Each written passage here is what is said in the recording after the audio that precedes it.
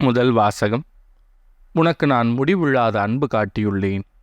இறைவாக்கினர் எரேமியா நூலிலிருந்து வாசகம். அதிகாரம் 31, இறைவசனங்கள் 1 முதல் 7 முடிய. ஆண்டவர் இவ்வாறு கூறுகிறார்: அக்காலத்தில் இஸ்ரேலின் குடும்பங்கள் எல்லாவற்றுக்கும் நான் கடவுளாயிருப்பேன், அவர்கள் என் மக்களாயிருப்பார்கள்.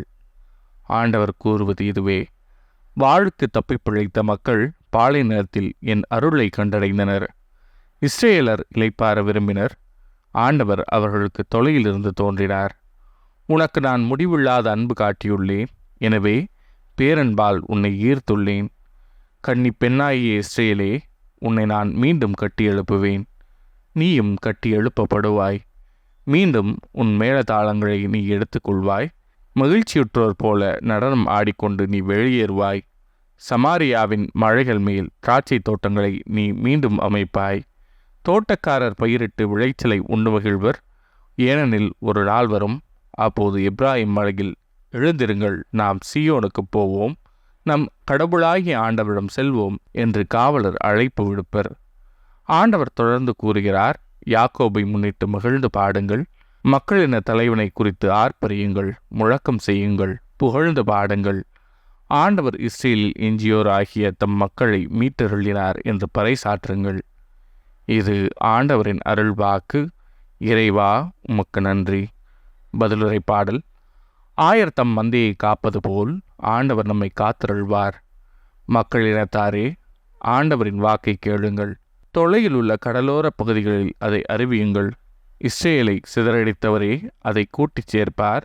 ஆயர் தம் மந்தையை காப்பது போல் அதை காப்பார் என்று சொல்லுங்கள். ஆயர் தம் மந்தையை காப்பது போல் ஆண்டவர் நம்மை காத்தருள்வார். ஏனெனில் யாக்கோபை ஆண்டவர் மீட்டார், அவனிலும் வலியவன் கையினின்று அவனை விடுவித்தார். அவர்கள் வந்து சீயோனின் உச்சியில் பாடி மகிழ்வார்கள். தானியம், திராட்சை ரசம், எண்ணெய், ஆட்டுக்குட்டிகள், கன்றுக்காலிகள் ஆகிய ஆண்டவரின் கொடைகளை முன்னிட்டு பூரிப்படைவார்கள். ஆயர் தம் மந்தையை காப்பது போல் ஆண்டவர் நம்மை காத்தருள்வார்.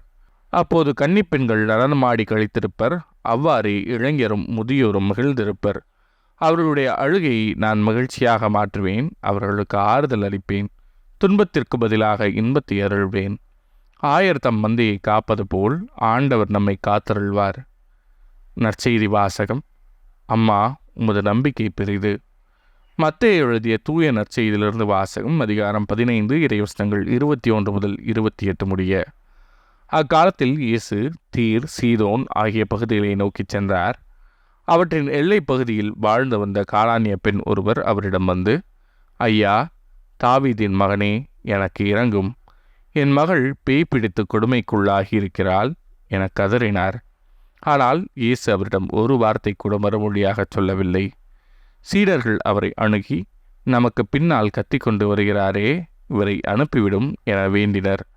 அவரோ மறுமொழியாக, இஸ்ரேல் குலத்தாருள் காணாமற் போன ஆளுகளாய் இருப்போரிடமே நான் அனுப்பப்பட்டேன் என்றார். ஆனால் அப்பெண் அவர் முன் வந்து பணிந்து, ஐயா, எனக்கு உதவியருளும் என்றார். அவர் மறுமொழியாக, பிள்ளைகளுக்குரிய உணவை எடுத்து நாய்க்குட்டிகளுக்கு போடுவது முறையல்ல என்றார். உடனே அப்பெண், ஆம் ஐயா, ஆனாலும் தங்கள் உரிமையாளரின் மேசையிலிருந்து விழும் சிறு துண்டுகளை நாய்க்குட்டிகள் தின்னுமே என்றார். இயேசு மறுமொழியாக, அம்மா, உமது நம்பிக்கை பெரிது, நீர் விரும்பியவாறே உமக்கு நிகழட்டும் என்று அவரிடம் கூறினார். அந்நேரம் அவர் மகளின் பிணி நீங்கியது.